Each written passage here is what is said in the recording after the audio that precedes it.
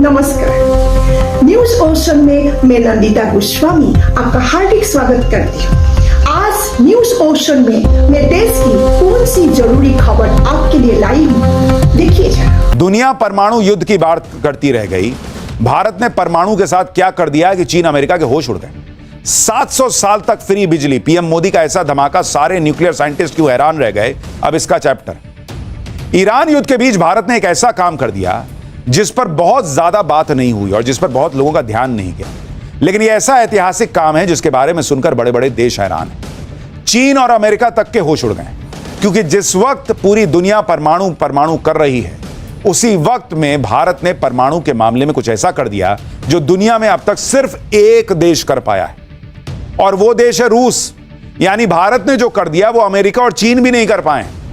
परमाणु के मामले में भारत ने ऐसा क्या कर दिया, न्यूक्लियर फील्ड में ऐसा क्या कर दिया कि दुनिया दंग है।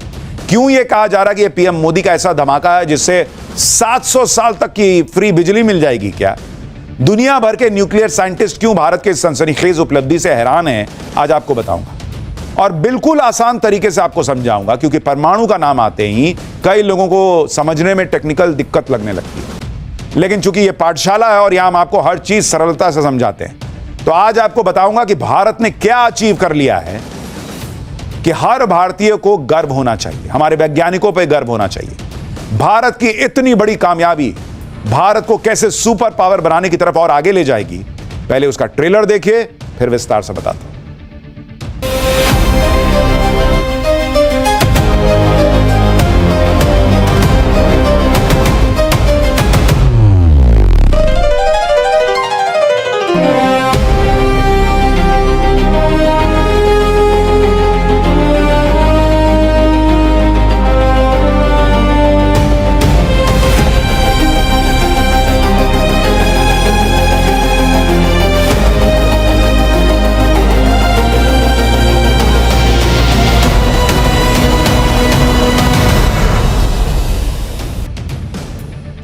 दुनिया में इस वक्त परमाणु की बड़ी चर्चा है। कहीं परमाणु बम तो नहीं गिर जाएगा, कहीं परमाणु युद्ध तो नहीं हो जाएगा, न्यूक्लियर बम कहां है, क्या है, नहीं है, परमाणु संवर्धन तो नहीं कर रहा ईरान। इस तरह की बहुत सारी हेडलाइंस, चर्चाएं आपने सुनी होंगी। अमेरिका ने ईरान पर अटैक का एक बहाना यह भी बनाया था कि ईरान यूरेनियम का एनरिचमेंट करके एटम बम बनाने लगा है। लेकिन जिस वक्त दुनिया परमाणु से बनने वाले बम की बातें कर रही, उसी वक्त भारत ने परमाणु से बनने वाली बिजली के मामले में क्या गजब काम कर दिया, वो आज आपको दिखाने जा रहा हूं।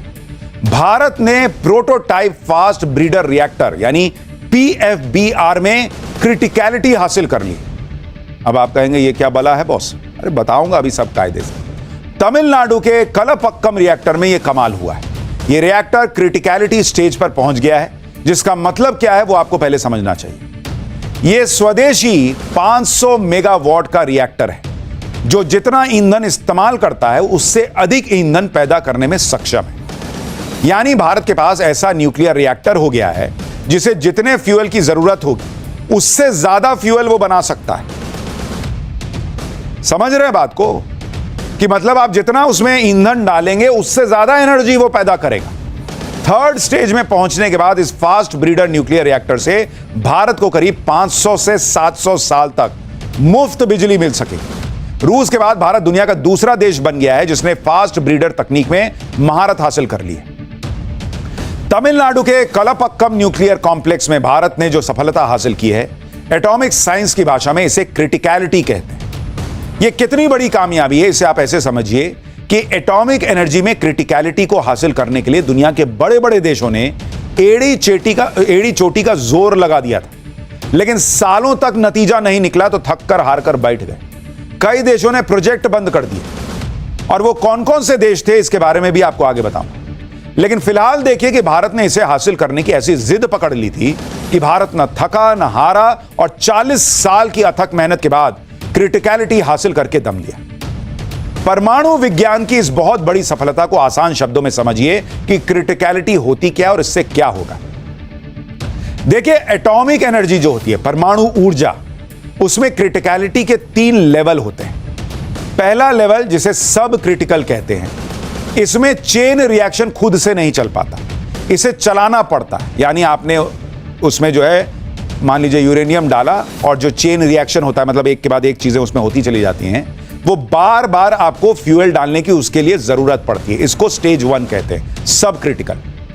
यहां आप इसे समझ लीजिए कि न्यूक्लियर रिएक्टर यूरेनियम से चलते हैं। यूरेनियम फ्यूल की तरह इस्तेमाल किया जाता है, जिसे तोड़कर बिजली पैदा की जाती है।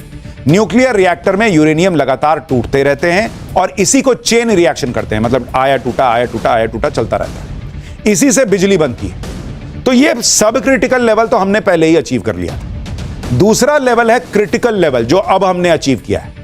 इस लेवल में चेन रिएक्शन खुद से होता रहता है और स्थिर होता है, यानी इसमें बार बार फ्यूल डालने की जरूरत नहीं पड़ती, क्योंकि इस लेवल पर रिएक्टर खुद ही फ्यूल बनाने लगता है। इसी लेवल को हमने अब अचीव करके बहुत बड़ी कामयाबी हासिल की है, जिसके लिए 40 साल भारत ने मेहनत की। और तीसरा लेवल वो होता है सुपर क्रिटिकल, यानी चेन रिएक्शन बहुत तेजी से चलने लगता है। अगर काबू नहीं किया गया तो ये कंट्रोल से बाहर होकर बहुत भयानक भी हो सकता है। भारत ने एटॉमिक एनर्जी में दूसरा लेवल यानी क्रिटिकलिटी का लेवल हासिल कर लिया है। इससे होगा यह कि अब भारत के स्वदेशी PFBR यानी प्रोटोटाइप फास्ट ब्रीडर रिएक्टर में चेन रिएक्शन खुद से चलता रहेगा। इससे निकलने वाली एनर्जी भी स्थिर बनी रहेगी। यह वैसे है जैसे मान लीजिए आपने किसी ऐसे स्टॉक में पैसा लगा दिया, या ऐसे म्यूचुअल फंड में पैसा लगा दिया, या मान लीजिए आपने जो है FD कर दी, कि आपका पैसा तो सुरक्षित है ही, उससे आपको और जो है वो मुनाफा भी होता रहेगा और एक निश्चित रकम मिलती रहेगी। वैसे ही आप इसमें एनर्जी के लिए आपने फ्यूल डाला, बाकी फ्यूल फिर बनता रहेगा और इसमें अपना काम चलता रहेगा। यह कैसे होगा अभी बताऊंगा। सबसे बड़ी बात कि चेन रिएक्शन के लिए रिएक्टर में बार बार यूरेनियम नहीं डालना पड़ेगा। एटॉमिक एनर्जी में क्रिटिकलिटी हासिल करने के बाद ही किसी परमाणु रिएक्टर से बिजली बनाने की प्रक्रिया शुरू होती है। इसलिए भारतीय वैज्ञानिकों के लिए यह बहुत बड़ी सफलता है और इसी के साथ भारत ने परमाणु ऊर्जा के क्षेत्र में आत्मनिर्भरता की तरफ कदम बढ़ा दिया है। आत्मनिर्भरता का मतलब क्या है इस मामले में? बिजली बनाने के लिए जिस तरह का रिएक्टर भारत बना रहा है, उसमें यूरेनियम पर निर्भरता अब कम हो जाएगी, क्योंकि अभी भारत को न्यूक्लियर रिएक्टर से बिजली बनाने के लिए दूसरे देशों से पहले यूरेनियम लाना पड़ता है। देखिए यूरेनियम क्या है, जो आप सुन रहे थे ना कि ईरान यूरेनियम संवर्धन कर रहा है। यूरेनियम एक सिल्वर व्हाइट कलर का भारी धातु होता है, मेटल, जो कि रेडियो एक्टिव होता है। इसका इस्तेमाल न्यूक्लियर रिएक्टर में न्यूक्लियर रिएक्शन करने के लिए होता है। इसी न्यूक्लियर रिएक्शन से बिजली बनाई जाती है। कई लोग हथियार बनाते हैं, लेकिन भारत बिजली बना रहा है।